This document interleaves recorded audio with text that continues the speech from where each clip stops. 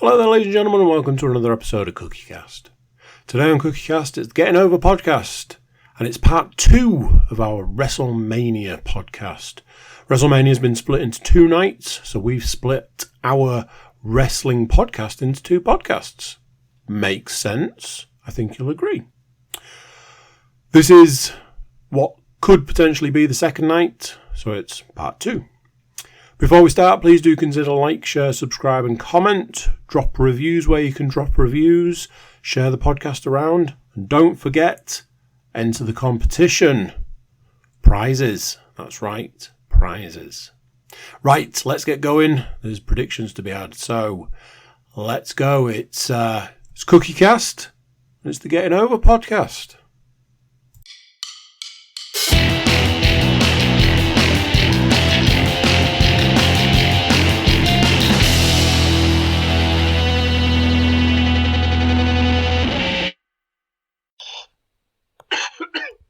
Recording in progress. Hello, this is Getting Over on the CookieCast Podcast Network, your home of all things WWE and wrestling. If you've already joined us for part 1 of the WrestleMania 39 predictions, thank you very much and welcome to part 2. If you're thinking, what the hell's he on about? Go back. You've missed an episode. Pop back one and then come back. We'll meet here, it's all fine, we'll wait for you. But yeah, you need to listen to the part 1 first, otherwise not a lot of this is going to make a lot of sense. It's not going to be too hard to find if you're subscribed. Get yourself on there, just have a little look back on your list, it'll be there. If you're not subscribed, now is a fantastic time to do so, and it would be very much appreciated. So, those of you that did listen to part 1, welcome back, thank you very much. For the YouTube viewers, you'll see I am still joined by none other than Mr. Paul Williams and Mr. Andy Cook, here to go through all things WrestleMania 39 and give you what we think will be the results of what I think is going to be night 2. So thank you to both of you for joining me as always. Where were we? Let's get stuck straight back into the second half of the listed matches for this year's WrestleMania, and we'll kick off this episode with an absolute banger. Hell in a Cell, Edge versus Finn Balor. And not just plain old regular Finn Balor, Demon Finn Balor.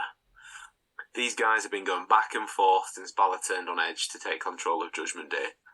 Edge was forced to utter "I quit" when Rhea Ripley was threatening to deliver a concerto to Edge's wife Beth Phoenix. Phoenix returned with Edge to beat Ripley and Balor at Elimination Chamber to sort of level the score a little bit. I mean, the score's probably been levelled about 14 times during this feud. It has been quite a long one, but they do keep finding ways to just add an extra wrinkle. Can't see that going beyond Hell in a Cell, especially after Edge himself said on Raw, laying down the challenge, there's only one way to settle it, Hell in a Cell, and give it the big, because, angry voice and Hell in a Cell means definitely the end of the feud for now. It was at that point Balor indicated that maybe he should revisit some of his old demons, which adds a little more excitement to the proceedings as well. There are currently rumours making the rounds that Edge will get his Brood entrance once again, a little bit like SummerSlam. However, this time it won't be on his own. There is talk of it including Gangrel and the slight possibility, and this is the bit that is a bit, we'll see if it happens, of Christian being allowed to jump ship from AEW for one night only to make his Brood entrance. We shall see. It would be pretty cool if that happened. Regardless of the entrances, it's going to be a pretty great spectacle, I think, this Hell in a Cell match. And I have had the hardest time trying to pick a winner. It could go either way. I have decided, but we'll see if you guys agree. So it's over to you for your picks. Paul, do you want to go first? Okay, I'll jump straight in. And I have gone with the Demon, Finn Balor, to get the win and end the feud, as to this point he's had precisely, for want of a better phrase, dick all in this particular feud. So he kind of needs the win. I see what he did there. That was a strong Finn Balor reference as well. So. Yeah, it's been one of those ones where I think it's been a bit of a stop-start feud. It's never really caught fire like they kind of hoped it would, and this might be the last chance to sort of inject something into it whilst also finishing it off. But without being horrible to the guy, because obviously he's coming back on a bit of a lighter schedule anyway, I don't think this feud has been helped by the fact that Edge has been in, out, back in, back out. It's like he's had more breaks than a Kit Kat factory, that guy, this year. And it's fine. I get it. I understand why. But when he's trying to build some momentum in what effectively is like the last run of his career, I don't think he's done himself any favours. There's clearly people on his list that he'd like to work with before he goes. Balor was probably one of them to help him get over. But yeah, on that note, I have agreed with Paul. The other reason I've picked Balor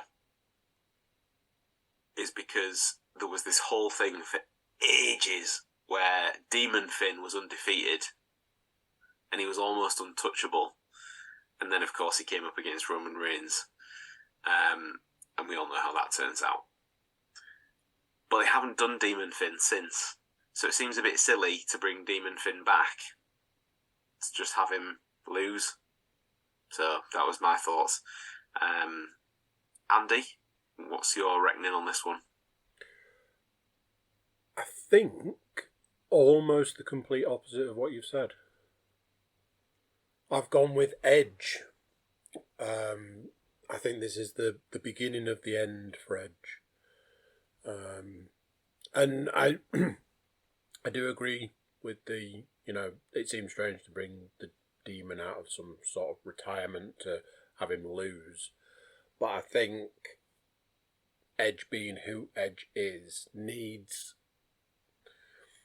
like a high to start that sort of descent to essentially retirement. So I do think it is the beginning of the end for Edge. But personally, I do think that starts with a win. Okay. Well, Matt will have the deciding vote then. Will it be 50-50 or will it be 75-25 with Andy on Points Island? Pack your bags, Mr. Cook. You're heading to Points Island if this happens, because Matt has also selected, as he is known in some circles, Finn Balor. And yes, one of the commentators still calls him that. It's Finn Balor. Get it right. Anyway, I'm not mad about that at all. So we will move on. The second match on my particular Night 2 card. I've got the men's showcase Fatal 4-Way tag match, which is the Street Profits versus Alpha Academy versus Viking Raiders versus everybody's favourite Irish wrestler, Ricochet, and Braun Strowman. Now, this is the second of two random matches. Definitely not made to fill up the card and just fill some time in. So, as with the last one, I will ask the question, who wins this one, and why is it the Street Profits? Well, I disagree. You can definitely categorise this one into the why are these two matches on the card? Does anyone care? No. I've gone for Braun and Ricochet. Okay. Any particular reason, or was it just pulling a name out of your ass in the same way that they put this match together? It's Braun, just because Braun's in it, really. I mean, if he doesn't win, he kind of he's made to look a bit stupid. I don't know. It's one of those ones where this one it's just pointless that it's even in the show altogether. So it doesn't really matter what happens. I mean, is the winning team going to get a tag title match? Who knows? Is it the beginning of I could see it being the sort of the beginning of the Street Profits dissolution. Well, I mean, Braun Strowman has in a previous life won tag team gold with a 10-year-old at WrestleMania, so he has got form in tag matches on the big stage. But I'm not sure about that one. Andy, do you want to put yours in next? I am in agreement with Mr. Williams on this one. I think the Braun Strowman aspect to this just... I couldn't see anything else. It almost seems like out of place. I was like, well, Braun and whoever else. I was going to throw out I'm pretty sure didn't he win with a child at some point? So, yes, yeah. A random 10-year-old that happened to be the son of a referee. So yeah, Braun for me, I'm afraid, and the most Irish wrestler. It's all right. You're in the book, so you guys have got matching picks. I obviously have picked the Street Profits, because it genuinely doesn't matter who wins this match, and because it's almost like the end of season shindig. I think that them two have absolutely busted their ass over the last year, so I just feel it'll be given to them to have a little bit of a victory lap at WrestleMania before they ultimately do go into singles territory, where effectively Montez Ford becomes some sort of mid-carder before Dawkins ends up being some sort of cleaner or merch seller or popcorn guy. I think he's going to struggle without Ford personally, but I mean, prove me wrong. It's cool. I mean, he's getting a chance I'm not, so crack on, fella. Matt, just to be awkward, has picked the Viking Raiders. Again, I'm assuming this is because he was potentially eating a packet of crisps at the time, and the crisp that he picked out of the bag looked like a Viking helmet, and that's clearly the logic that was made with any kind of match booking for this one. No, he was eating Space Raiders.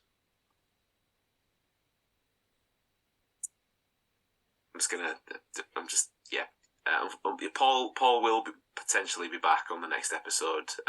Depends if he's allowed after such travesty. Anyway, watch the Street Profits lose. Watch Braun and Ricochet lose. Watch the Viking Raiders lose as Alpha Academy and good old Shoosh boy with the win. And the newest recruit to the Maximum Male Models as Ortiz. Surely if anybody dissolves in this match, it's going to be that team, because they're already kind of halfway there anyway.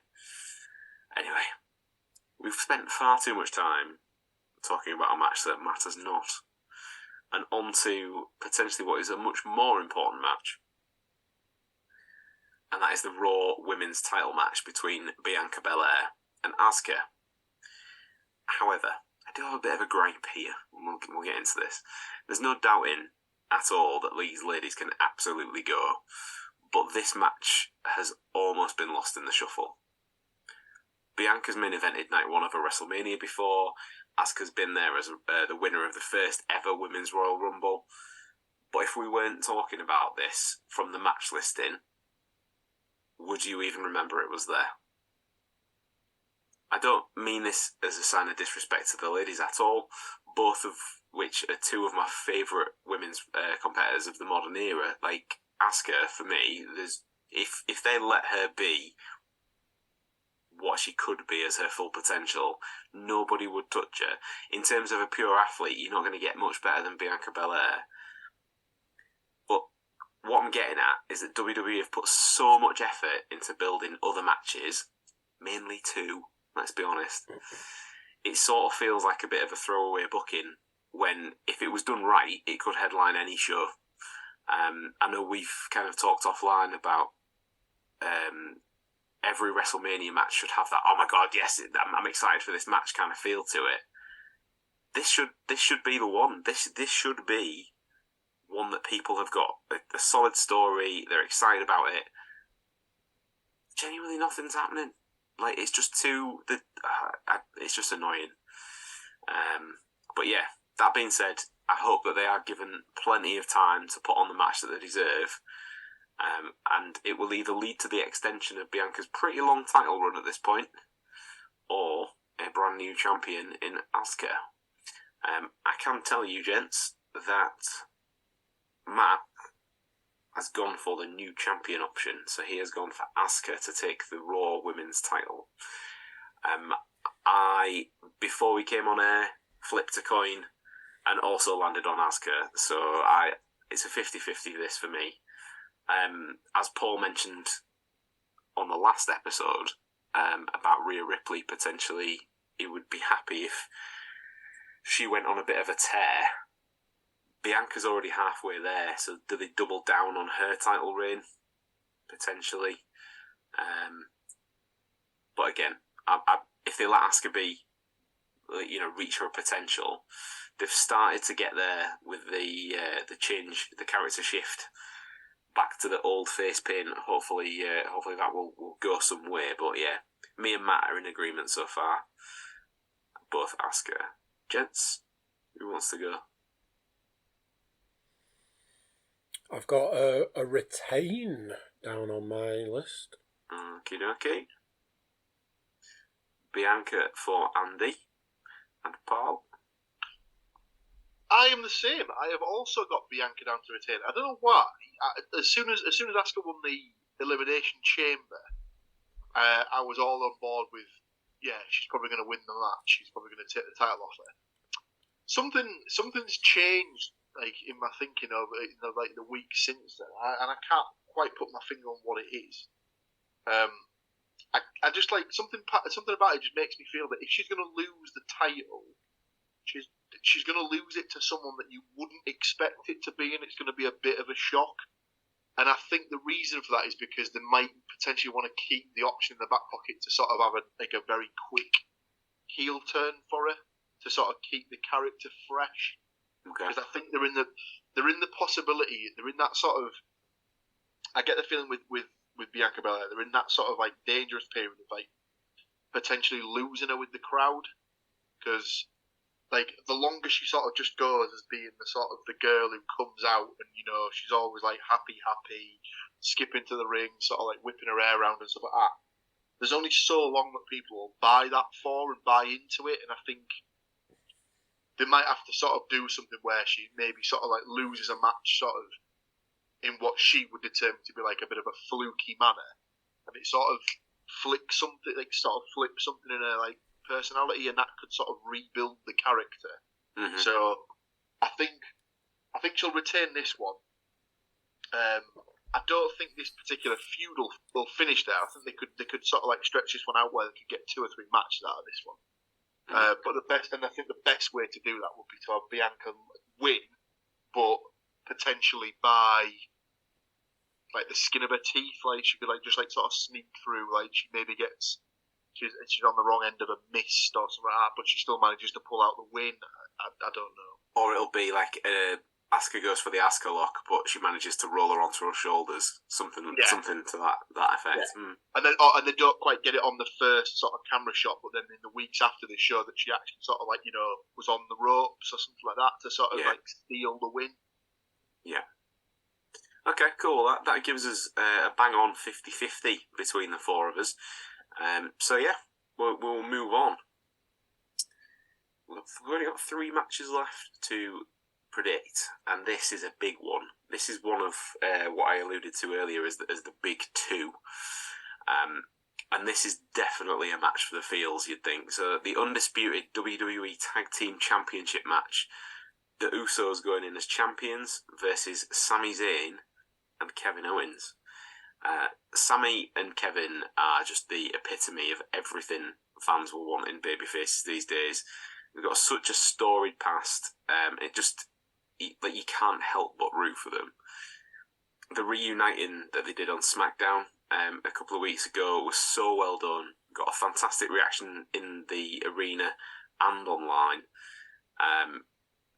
And yeah, this seems to be one of the matches where they've hit the momentum exactly right. I think they've done this in such a way that they couldn't. I don't think they can do a screwy finish with this. Personally, I think there has to be a definitive winner. But yeah, since Sami turned on the Bloodline at Royal Rumble, he's been vowing to take them down.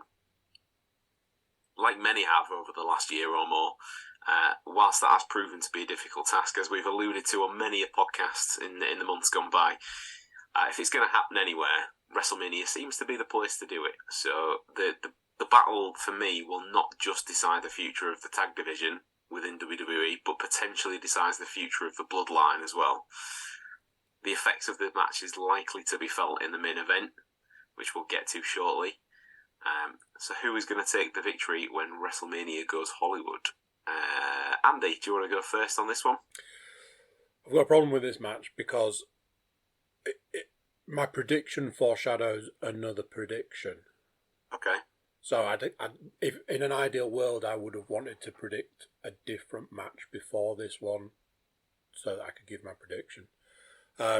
It's a long, convoluted way of saying, I believe a title change in this match. Okay. And shall we leave that there so you can give your... I'll let you go first then in the main event so you can give us your rundown. No shockers. That I have predicted the same way and has missed them all. So that will leave Paul with the potential to steal a point with the retention if he has indeed gone that way. So, obviously, we discussed the fact that you've split these into night 1 and night 2. Mm-hmm. And then as part of the potential tiebreaker, if required, we've been asked to order the matches into the sequence that we think they will take place. I personally think we're looking at the main event of night 1 here. I think this will close the show on night 1, as I believe, along with all three of you, that we are getting a title change, and I think it will be one of, if not the biggest pop of the weekend. And I think it could come about by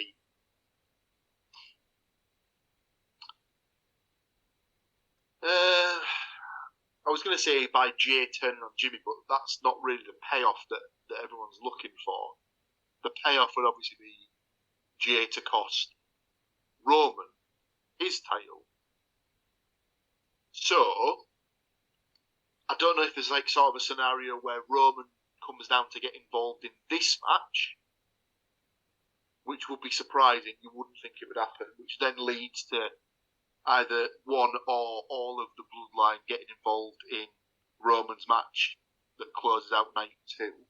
But yeah, I don't really know like sort of the ins and outs of how that would play out. But I have gone, like you three have gone for a title change for Sami and Owens to be the new tag champs. Also, okay, so just a quick shout out to that incredible T-shirt that was double sided with the WrestleZania on the front and KO Mania on the back, or possibly the other way around. But as I said to you guys in a text, congratulations WWE, you've basically just sold the next Austin 316 shirt. So that will be the biggest seller of the WrestleMania specific gear this time around, without question. Okay, well, we'll not deep dive too much because I feel we'll probably get into this a little bit more main event wise as well. So a little come down before the main event, but in theory should be potentially a really good match. Dominic Mysterio versus Rey Mysterio. Way back in September last year, Matt and I were there to see the start of this build, I guess, as Dominic turned on his father at a Clash at the Castle to join Judgment Day. And whilst his character work may have been a little questionable in patches since, Dominic seems to finally be hitting his stride as ex-con Dom. I have to be very careful how you say that. Provided weeks of comedy, but still been able to deliver some cutting promos aimed at his father. Ray said that he would never take a match against his son at WrestleMania. That was until Dom insulted his own mother and sister as they sat at ringside, bringing a good hard slap from Ray and an acceptance of the Mania challenge laid down by his son in the weeks leading up to where we are now. I guess it's a student versus teacher, father versus son. I did put who's going to be left standing tall after the weekend, but I mean, even if Ray wins, that's not going to be him, is it? Because he's only like that big. But yeah, is it going to be Rey Mysterio's swan song, is it going to be the retirement match, or has he got a little bit more left? Where are we going with this one? I'll give Matt's first. Matt has gone straight out with a Dominic Mysterio win. Andy, are you going the same way? Yeah. Yeah. I've got a lot to say about this, and I don't know if it's going to be the right forum for it. I'm over this. I've been over this for quite some time. So, yeah, a Dominic win. I think there's going to be. I think Dominic's going to surprise Ray with just how low he's prepared to go on this one for the win. It will not be the end of anything. It'll just be almost the start of everything. So yeah, Dominic to win. Okay. Paul? See, I sort of disagree with the sort of it won't be the end. It'll just be the beginning. I kind of think the opposite. I think it's just perfectly set up for on Friday night's SmackDown, either during that or at some point during the Hall of Fame section, for Dominic to come out and say, "Oh, by the way, I forgot to tell you, part of the stipulation is if I beat you, I get your mask, or you never wrestle again," or something like that. I don't think it's out of the realms of possibility that we see an unmasked Rey Mysterio at some point during the course of that night. Let's put it that way. Okay. So are you going Dominic then? I've gone for Dominic to win. Yeah. So and I think it will end up being Rey's last match. Wow. Okay. Everything that's been press-wise from Ray in the last few weeks has said that he fully anticipated it to be his last match, but the feud has left him feeling reinvigorated. So I don't know if they'll maybe drag it out a little bit, just that little bit longer to ultimately lead to like a no, what could they? I don't know what Dom could give up, but like not like a mask versus mask, but like I don't know if it would be to do mask versus hair or mask versus career or something like that. And when ultimately it comes time,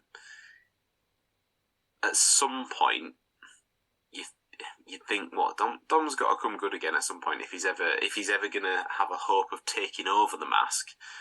But will he just stay without? I'm not sure. That whole process, though, however, does start with Dominic winning this weekend. So we've got a clean sweep of Dominic Mysterio predictions. Now, did we ever think that those words would come out of everybody's mouth? The same prediction? No. But I guess that shows how far he's come personally. That he's got a singles match as well at WrestleMania. Granted, they might have been practicing this every day that Ray's been home since the kid was 10, but we'll see. That was about the time they were the same height, yeah? Exactly. Whereas when he got to be like an early teenager, it was a ladder match at bedtime, and that was just Ray seeing into the top of the bed. Yeah, anyway, we'll move on. I would say time is short, but again, that's just Rey Mysterio. Okay, final match then. This is it. The main event of WrestleMania 39. The single match that has been built in some way, shape or form since Reigns took the WWE title from Bray Wyatt on the 30th of August 2020. A long time ago, on podcasts gone by, I said that Roman held the title until this show, so he could face The Rock.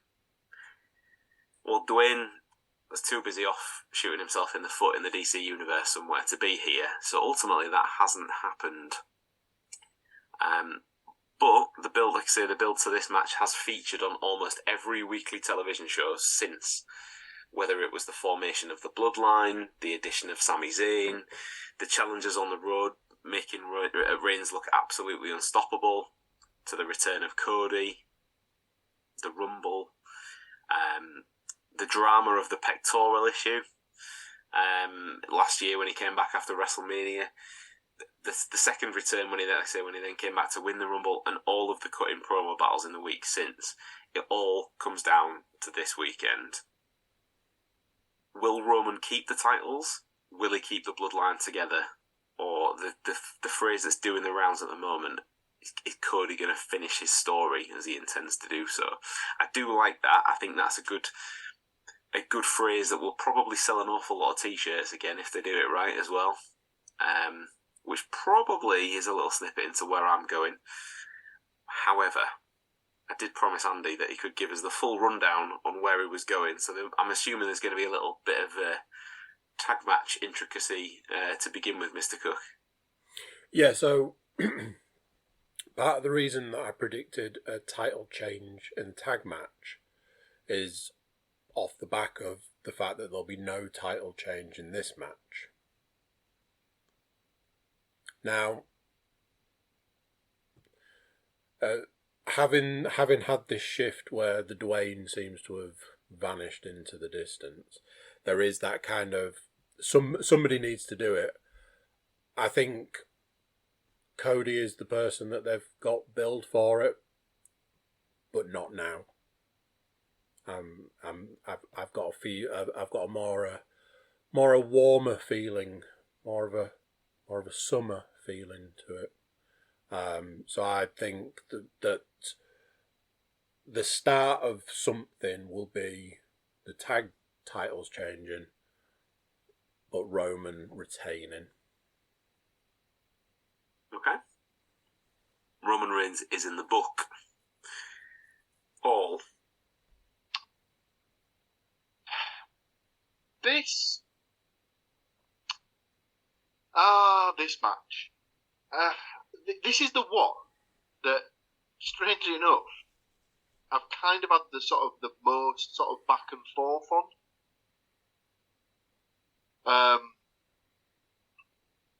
Arguably, so if let's sort of rewind last year. Obviously, Cody wasn't officially in the company. It was the Seth Rollins. He's got a match. You won't know your opponent until he appears in the ring. Blah blah blah. Would you have said at that time that in a year Cody was going to be the guy to take the title off Roman eventually? I think if you asked 100 people, maybe 5 people would have said, yeah, I could see that happening. Then there was obviously the talk of, oh, well, he's obviously just going to win Money in the Bank, and then he can cash in on Roman, and then that gives Roman his out for if he does lose. He wasn't ready for the match, blah, blah, blah. Then obviously he does the thing with his pec, and he's out for 6 months. In that time, obviously, it was sort of, when people worked out the time scale and then worked out that he'd be basically back in time for the Rumble, it was a case of, well, there's your Rumble winner, that's sorted. Then that kind of leads it to him being the guy who gets the WrestleMania match. The problem was that in that time, the storytelling was that compelling with the bloodline that Sami Zayn sort of like overtook him in the sort of sentimentality stakes as to be the person who should be the guy who ends the sort of the reign, as it were, for want of a better phrase. Obviously, they've completely Daniel Bryan him, didn't he? Effectively, yeah, basically. So they've had that match now at Elimination Chamber. Didn't go the way of Sami, but was definitely left open enough where if they wanted to, they could come back to it. But I think that Cody will never be hotter than he is at this particular moment. It feels like the crowd's there. The crowd are willing to go with him. The company seems willing to go with him. And I just think if they don't, they run the risk of everyone just going, well, if not him, who is going to be good enough to beat Roman and stuff like that? So I think they run the risk of if they don't switch the title, people are eventually just going to go, this is nonsense. This is just getting stupid now. Like it's literally going to take, the end of some sort of like catastrophic incident to end his like sort of his title run. So I have gone for Cody to win, just because I think that if they don't give him the title, it's potentially gonna cause him more aggro in the future, if that makes sense. Yeah. I think I will drop in at this point. Matt has picked Roman Reigns. I hadn't even considered that Roman Reigns would be winning this match until Andy talked through his little bit just then. And then it sort of like played into my mind like, well, and then Paul started talking and I'm like, oh, and kind of you put them two together, it's like actually if Cody hadn't have had the pectoral injury last year, would he have then picked up the Money in the Bank? Have they just shifted that on to this year so that there's a bit of a redemption story? So if Reigns does win this weekend, Cody eventually picks up the briefcase. In the meantime, like you say, the Sami Zayn stuff is still hot enough that they can go back there if they need to. And then Sami Zayn effectively could take down the bloodline as he intends to do so, and in comes Cody with the briefcase to pick up the pieces. It's doable. It's not out of the realms of possibility. The only thing that then sways me back to my original pick of Cody is that he's got this whole chip on his shoulder, like I say, about finish the story. Does that story involve picking up a cheap win over a broken down champion? Like, what value does that give him? Yes, he's then held the title that his late father never got to. But I don't think there's any... like it seems to be doing it for honour, if you like. And I don't know if that necessarily fits. Whereas then, as Paul said, they've done it yet again, booked themselves into a bit of a corner where, if not now, then when? And I very much agreed with that sentiment too. So, yeah, I'm sticking with my original one, but I have gone for Cody. So we have got a 50-50 split in the main event predictions. Yeah, it could. We might not need this tiebreak, or the predictions may be so way out in different patches that actually we all end up on like 4 points. Who is to say? But yeah, we did, as discussed earlier on, we did decide that we will submit our running orders, and whoever has the most right, if we need the tiebreak, we will go down to that. My running order is obviously the order that we've done the match predictions in. So if you are a little unsure of that, again, good excuse to go back to episode 1 if you've missed it. If you did miss it and you've stuck this one out all this way, well done. But yeah, so I'm going to stick with the running order as we've discussed it this podcast and the last podcast. Paul, you already had yours written down, didn't you? I did. I already have Matt's. Mr. Cook, are you going to send them on to me, or did you want to discuss them now? I'll have a little look and send them on. Just as an aside, whilst you were talking, I thought I'd have a little look, and according to the bookies, Cody Rhodes, heavy favourite to win. Heavy favourite. Yeah. So get all your money on Roman Reigns. We all know that it's not at all like a WWE thing to actually do something like that, right? WrestleMania, Undertaker, Brock Lesnar. But yeah, so that is it. That brings us to the end of our match predictions for the entirety of the 2 nights of WrestleMania, whatever form those counts may take. It just leaves me to ask if you gentlemen have anything else you wanted to discuss on this episode of Getting Over. All good? Not really. Oh, Mr. Cook. Raising the hand there. Go on, what have you got? I know, having done 2 back-to-back podcasts, everybody probably wants to hit the showers early, but I didn't know if now was the time to bring up the viral video that's been floating around of Rhea Ripley being. I don't know how to go with the wording for this.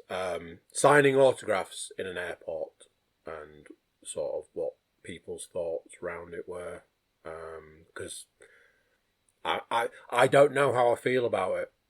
Is why I'm sort of putting it out there, because I've watched the video multiple times, because in the description of it says that she's asked the people that are asking for autographs, she's asked if she can leave, and no matter how many times I watch that video, I can't pick up on the bit where she says anything to that sort of description. She is clearly very tired.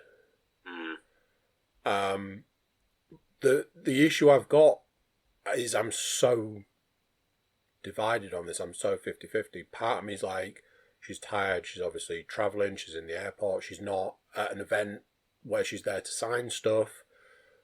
I imagine she's trying to get from one place to another, whether it's home or to a hotel or to an event or whatever it is. So that is it's her right to be, look, I'm tired. The last thing I want to do is sign all these autographs. But then there's the other side of the coin. The other side of the coin being to stand on a massive stage. There is some element of fan service, but I don't know. I'm really from the multiple times I've watched the video, I can't come down on one side or the other. So I thought it would be a case of maybe getting a bit more input from yourselves. Well, obviously, like for the YouTubers, you'll see behind me I have a collection. Most of the collection behind me has got at least one autograph per item on it. I will tell you now that not one of those has been obtained by me having to chase somebody down to an airport or a hotel or their house, because I think that's the danger. That's the next step, and that is a threshold that has been crossed. Unfortunately, I think it was last year. Somebody rocked up at Arn Anderson's house, just knocked on his door. Somebody also did that to Rey Mysterio last year, and I know that Rey Mysterio has recently been caught in one of these videos as well, where he's been harassed at an airport. I get what you're saying about that. If they expect to be able to stand on a world stage, there needs to be some level of fan service, and I understand that. I think there's a difference between bumping into them in the street and going, "Hey, how you doing? Could I get a quick selfie? Can you sign my napkin?" Because these guys turned up with suitcases full of figures, like Funko Pops, like Shikishi board style things. So they were like the massive hardboard things with like a Royal Rumble logo on, was one that I'd seen. It's not just a fan turning up to get an autograph. It's people trying to make money off it. And I think that's the difference. I think if it was a genuine fan in the street, I think she'd have been much happier and a little bit more personable, and I absolutely don't blame her for doing it. The other side of the thing there is that obviously autographs and collectibles are a huge business. Again, with my surroundings that you can't see on camera, there's plenty of other stuff. I could show that, I might have had signed or a collectible that means something to me, but I can't. If it's just a group of guys who've turned up and gone, "I've got a suitcase full of stuff for you to sign," then there's probably no real question there. That is purely just some rather questionable people looking for, in a sense, free money off the back of somebody else's name, and that there is no excuse for that. If it had been a random group of fans, then that's potentially something different. I was listening to a podcast the other day to like the host and the guest, both famous, both for completely different reasons, and they were both talking about getting accosted for photos and selfies and the way that people go about doing it, where it's like, oh, can I get a picture? And then they just hand the phone to that person's wife like it's their job to take a picture, or like pushing people out of the way so they can get selfies and stuff, being like super disrespectful, telling them to like strike a certain pose or do a certain thing, which is what they're famous for, but it's in the middle of a shopping centre, or it's in the middle of a public place sort of thing. And listening to that, I was like, that sounds super aggressive. So if it's that side of it, then there is no question. And I probably didn't understand that was necessarily the. I thought it was she bumped into a random group of fans, but if it's people that are autograph hunting for money, then I've got no sympathy, no time for that. I think it puts them in a bit of a difficult position as well. So like I say, like collectibles are such a big deal now, like particularly the autograph stuff, that WWE themselves have got deals with people like in the States. It's Fitterman Sports, which they now organise all of their high profile signings. Over here, obviously, they've got contracts with different conventions and stuff as well for certain talent to appear. So I think there's a level of business about it as well, in the sense of if Rhea Ripley stands there for an hour, misses her taxi and gets delayed on her way home, but sends all of those people away with an autograph, well, actually, all of those people would potentially then have paid to go and see her at a local signing somewhere in the vicinity, and that's taking more money off the table. And I know that, if you bumped into somebody just in general life, you've got that chance, and if you ask and you're genuine, it's completely down to them. But when it's monetized in the way that it is now, it might even do something daft, like put them out of favour in the company. Do you know what I mean? Yes, they might think they're doing a really good job and signing all these autographs for people, but then they rock up at work and they find out that the market's been flooded with 65,000 Rhea Ripley pop autographs, and they were going to put them out for sale next week, and they've now all not worth a dime. Then it's a bit sort of, it can be detrimental as well. Basically that gives a lot more context to the video. Like I didn't fully understand what the situation was, and that gives more context, more information. So I mean, real life example for us. Myself and Paul happened to be eating in a restaurant where Cody and Brandy Rhodes were one evening. Did we go over and bother them? Nah, they were there for their tea. Like, it's private time. We absolutely didn't. And I'm not saying that to be like, oh, look at me, I'm a hero because I don't bother people. But the other side of that is, both myself and Paul have also then been to an evening with Cody Rhodes and listened to him talk, met the guy, got stuff signed that way, and that was legit. So it's just both sides of the coin, and I think unfortunately you're always going to get them people in the world where they will always push it too far, regardless of what sphere that sits within. Yep. And I think bothering people in their own time, if they already look a little bit stressed, is not good in anybody's book. That's just me. You know what I mean? No, yeah, I agree. Yeah. Cool. So speaking of pops and signed pops, this isn't a signed pop, but if you didn't hear it on the first episode, we still have the Alexa Bliss to give away, 2 Alexa Bliss pops to give away. If you haven't already subscribed to the YouTube channel, please go ahead and do so. It would be much appreciated. And also, don't forget to leave us your WrestleMania predictions yourself. Even put your running orders. If you do it quick enough and Andy hasn't sent his in, he might even copy yours. As long as it's not after the weekend. Who knows? But yeah, thank you very much, gents, for your time, and thank you for all of your lovely predictions. And I'm guessing because WrestleMania was so big, we should probably do some sort of roundup sometime soon.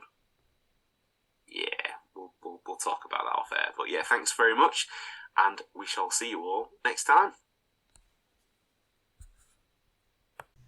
So there you go. What do you think of that? 2 bumper editions of the Wrestling Podcast. I think you can agree, absolutely fantastic content. You can let the wrestling people know, all of the wrestling people, how much you love this podcast by telling other people. Share it around. Like, comment, subscribe, leave reviews. Check out the website, thecookiecast.com. You can send us an email with your predictions, or just let us know that you've entered the competition. That is that for WrestleMania, but there'll be more wrestling coming down the line, so check that out. Until then, I'm going to say bye, and I'll see you then. Thank you for listening to this episode of CookieCast.